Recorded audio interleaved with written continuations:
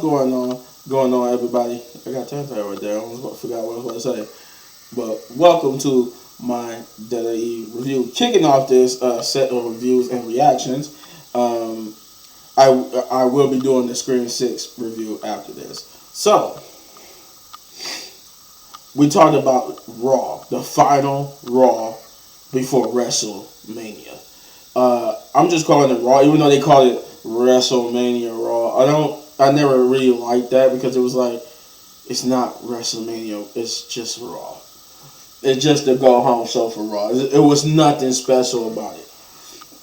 But they did kick off Raw with the Miz TV promo featuring I think what was it? His guest was Lita, Becky, and Trish, and he basically interviewed Becky about being the man and why she's the man. She is the man. And she had to go get back up to deal with damage control. To which she says she made a jab about him being an insecure man with tiny balls, and he that's still a thing. And then he said they're adequate size, confirmed by his wife. And then Becky made another jab about, well, at least it's good to know that Maurice didn't get around much before dating you. I was like, oh, that was harsh. But she talked about why she was determined to stop damage control, because damage control injured her to where she couldn't care for her child for a couple of months, and that she was irritated and angry, and she thought she ended this at War Games. She thought she ended this at Survivor Series. I forgot. And she said in a steel cage, and that he even tried to bait Lita into it, saying that Lita is a WWE Hall of Fame legend, and she's paying backup to Becky Lynch, and she says she doesn't feel like backup. She feel like she's one half of the women's tag team champions. And I honestly forgot what Trish said. She said something though, but then Damage Control would come out, and they would explain to Becky and them that with Bailey, she explained that how normally this would be a dream match for them getting to go up against the women who pioneered, go up against Becky Lynch, a person she came up with in NXT, and the two people that inspired her heroes. But now she said this went from being a dream match like that to a match where they have to be taken down and put down, so that they can succeed and move forward. Becky then berated Bailey, saying that they haven't did. She doing all this talking, haven't did anything. She ran down how Dakota Kai is a prolific. I think I said that word right. Tag team champion, and Io Sky is one of the greatest NXT Women's Champion, and that since aligning themselves with her, with Bailey, they have not done anything. That Bailey hasn't done anything. They have not done nothing since they've been back, and that they're gonna get taken care of at WrestleMania, which leads into the first match of the night, which is Becky Lynch versus Io Sky, which was a good match. It was a good opening match. It got the distance, but you have to take away the fact that most of the time, the majority of the time, was the promo, and then the rest of the time was them wrestling. I think I will say I think they went like at least 8 to 10 minutes, and I think it was 8 to 10 minutes. But it was a good match nonetheless, and where a manhandle slam, Becky Lynch pinned Io Sky. Now, if you go with opposite momentum, that means Dakota Kai, Bailey, and them are winning at WrestleMania. But who knows? There could be any twist of turns. We're moving on to the next match, which is Seth Rollins versus Mustafa Ali, which was started, I guess, earlier in the day. Like he was being interviewed about Logan Paul knocking him out, and how he was going to respond, but Mustafa Ali would come and interrupt the interview, telling that Seth Rollins needed to look at it on the positive side. That there pretty much all the positives was for Logan Paul, how Logan and all his fans get to see if he could land that one punch again. That it was that was all positive for them, and he needed to look positive Ali. I'm like, wow. But hey, Ali is getting some screen time, getting used. But Seth Rollins said, you know what? You're right. And I look at it positively. Positive Ali, I see what you did there. And he was like, you know what? I need to give you a gift. He said, remember all those couple of months ago how you kept begging me to give you a fight that you wanted a chance to beat me for the United States Championship? He said, well, better late than never. I want to give you what you wanted, and we're going to have a match tonight. He was like, no, wait, that's not what I'm talking about. And then thus the second match of the night, which is Seth Rollins versus Mustafa Ali, which was for the most part impressive that Ali got the offense that he got in. I wasn't thinking he was going to get as much offense as he did, but that actually let him shine a little bit. But Seth Rollins would ultimately take over and get him 2 curve stops, one basically backwards and then the other one the regular way. I think he was in the tree. Yeah, when he gave him the first one, he was in the tree of woe. And then after he fell from the tree of woe, then he gave him the regular stuff to pin him. And then he would cut a promo saying that if he, Seth Rollins saying that if he didn't win and he can't beat Logan Paul at WrestleMania, that all jokes aside, he would be the joke. He would go from making jokes about Logan Paul to being the joke because he can't beat Logan Paul. But that everything comes full circle, and that he will beat Logan Paul, and that he will be serenaded because I guess Saturday or April 1st, right? Yeah, Saturday it will be is Logan Paul's birthday, and he said they're not going to serenade you with the song of Happy Birthday. They're going to serenade you with his song. And he's going to defeat him. We're moving on to the Brock Lesnar and Omar'S promo. They gave Omar'S some new music. I don't know if he had it last week or not, or at all. But I could have sworn that he had his regular music last week or the week before that when him and Brock Lesnar had that when he knocked Brock Lesnar out the ring. But he had some new music this time, and it was they weigh-in. Instead, it really wasn't a weigh-in. That's like the problem I had. They did the weigh-in for Omar'S. Brock Lesnar just basically came out and tried to beat Omar'S. MVP did cut a promo about, running down Brock Lesnar's accomplishments, saying that, it said he accomplished a lot in this business, even ending the Undertaker's undefeated streak. None of that can be overshadowed, but he would not conquer and beat Omar'S, and that Omar'S would beat him at WrestleMania. Then Brock Lesnar came out, and instead of doing the weigh-in, he just came out and picked a fight with Omar'S and staggered him a little bit, but then ultimately got put out the ring again by Omar'S, and that was the end of that promo. Pretty much that's how that went. The next match would be a 6. What is it? Yeah. It was the Street Profits. No. An 8-man tag. I'm sorry. It would be the Street Profits and Braun Strowman and Ricochet versus the Viking Raiders at Alpha Academy. And this was just basically like a little preview of the men's showcase, which I think is happening on night 1 of WrestleMania. But yeah, they had their little tag team match, which was good. Montez Ford, even Angelo Dawkins, I would say worked well with Chad Gable. I'm glad they kind of didn't have the whole Maximum Male Models things interfere with this, because this was a very good match when they had the oldest 100% focus in this match, and he even had some good spots in there where easily knocking Braun Strowman out the ring. I'm like, holy crap. Everybody at the Viking Raiders, Alpha Academy, everybody worked well here. I like that how the Montez Ford and Ricochet was trading high flying and acrobatic moments. But in the end, the Street Profits and Braun Strowman and Ricochet ended up getting the victory. I think they pinned Chad Gable or one of the Viking Raiders. It was one of them two. Um, yeah, I'm trying to remember what happened. Finn Balor would then cut it. I forgot too. That's what happened.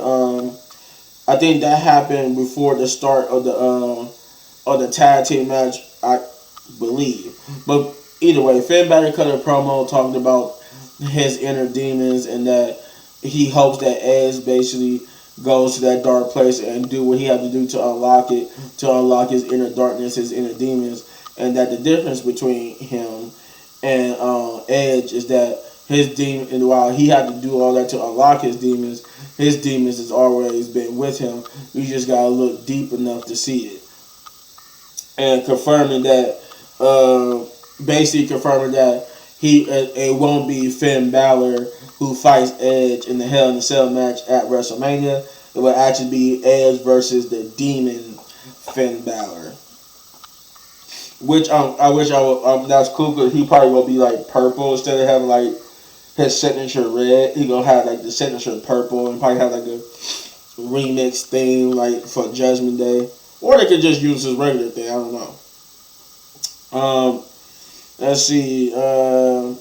We got a next match which is Sonya Deville and Chelsea Green versus Candice LeRae and Mia Yim or Mi Chen. Mia Yim. This was to qualify for the last spot in the women's tag team showcase. This came about because I think Chelsea, she was, in real life backstage rumors were saying that it was supposed to be her and Carmella, but whatever was going on with Carmella, basically she was replaced with Sonya Deville because this was supposed to be when they qualified. And it wasn't known that if they was going to replace, the whole team or just have her team up with somebody else, and that's what they did. They basically had her team up with Sonya Deville, and and this match was an okay, decent match, but it really wasn't noteworthy. It was just basically there just to get Sonya Deville and Chelsea Green to win, so they could be added to be the last members in the women's tag team showcase.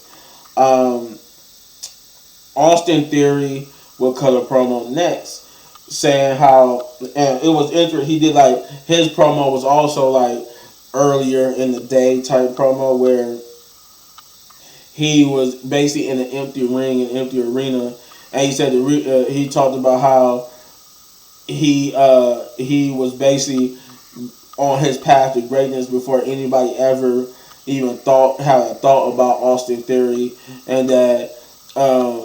That he talked about how John Cena tried to embarrass him on the mic, and that he's gonna basically beat John Cena at WrestleMania, but he's gonna make people stop believing in John Cena, and that him standing in this empty ring is no different than him being in front of everybody that's gonna be at WrestleMania. He said he don't do it for.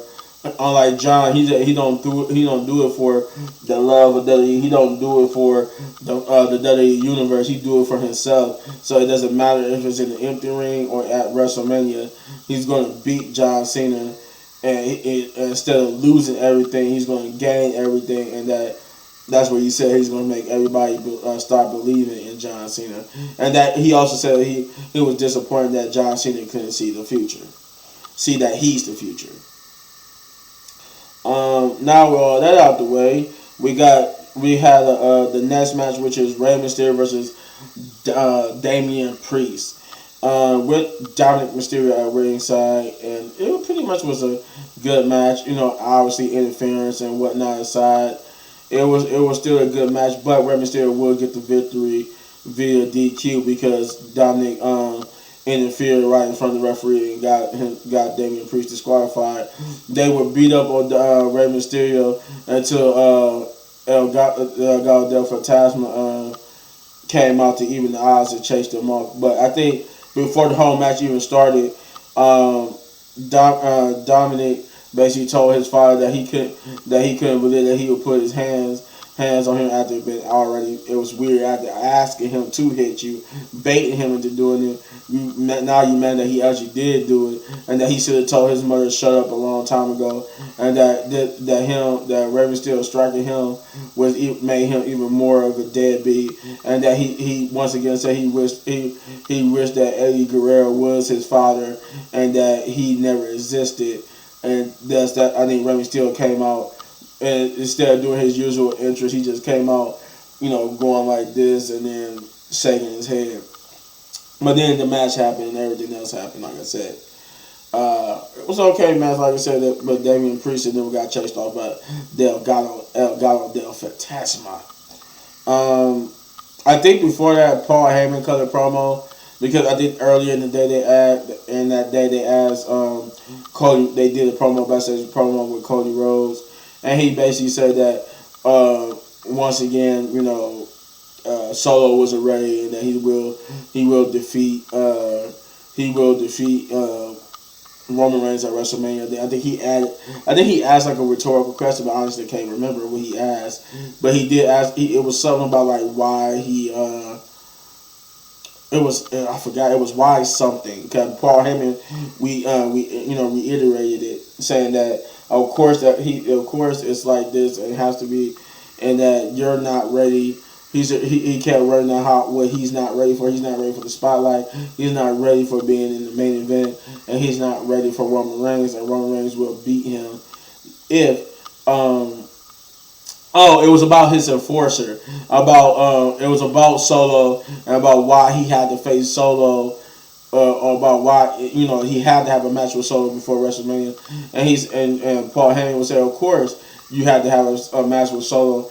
It's about you. It's about Solo. This is not a match per se. This is more about Solo taking pieces of you, damaging you, injuring you, so you won't be 100% at rest by the time your match comes at WrestleMania. And he would talk about how everybody would say, well, that's not very sportsmanlike. That's not very championship like material of you. And he said because you're trying to take this from him, Roman Reigns would do and take every advantage that he could get to retain the title, which is kind of like you really see him as a threat like that. But then we'll get Gunther versus Dolph Ziggler with Dolph Ziggler getting some good offense in, but he fell victim to Gunther, to which Gunther basically said Gunther won the match. And then Gunther basically cut a promo saying how he will do whatever he has to do to beat Sheamus and Drew McIntyre and keep his Intercontinental Championship. And then, lastly but not least, we got the main event, which is Cody Rhodes versus Solo Sikoa. And this was main event worthy. This was a good match. And they did their thing and told their story. Solo and Cody really did it, man. They really played into each other. It wasn't like Solo was just getting body and that he was just inexperienced and really wasn't. He held his own against Cody Rhodes, and I didn't think they was going to do that with him. But yeah, he held his own to the point where it could have went either way. And then towards the end of the match, when it looked like Cody was taking control and would beat Solo, the Usos would come out, and basically Cody Rhodes knew they was coming out to attack him, but Kevin Owens and Sammy would come out, and I think they had a promo earlier in the day too. And they would come out and basically beat them all, beat them up and get them out the way. To which Solo and Cody would return to their match, but Solo would fall victim to Cody Rhodes, thus getting his first loss and earning Cody Rhodes the victory to end the show. This go home edition of Raw. The only thing I do with these is that I graded differently since this was to go home, and it kind of didn't do anything. Like it didn't get me more hyped than I'm already am. Like it is what it is. Like I'm already hyped, but not as hyped I know as I could be, but hype enough basically. And so I'm gonna give this a Yeah, a 6. No, I'm gonna give it a 7 out of 10. I'm giving it a 7 out of 10 because just because it wasn't a bad Raw, but it didn't.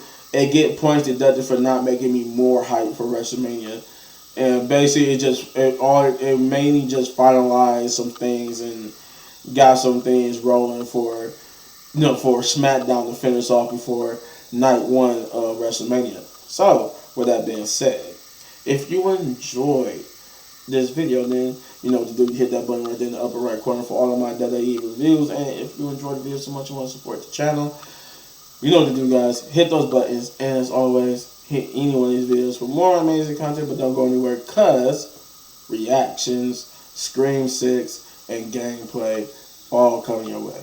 Peace.